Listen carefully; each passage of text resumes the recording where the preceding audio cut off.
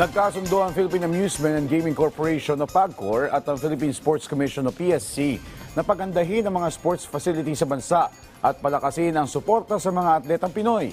Inihayag ito ni Executive Secretary Ralph Recto matapos ang pakikipagpulong sa dalawang ahensya.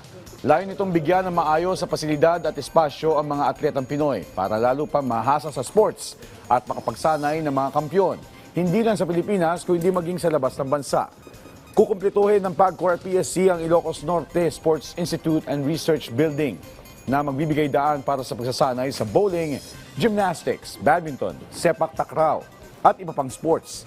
Pabibilisin din ang paggawa ng General Luna Convention Center sa Siargao na magsisilbing training facility at academy para sa surfing, coastal rowing at iba pang sports activities. I-upgrade naman ang Siargao Sports Complex at lalagyan ng basketball, volleyball, badminton at rubberized track oval.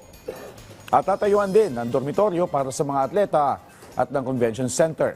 Gagawin namang regional training center ang Zamboanga City Sports Complex sa Zamboanga Peninsula.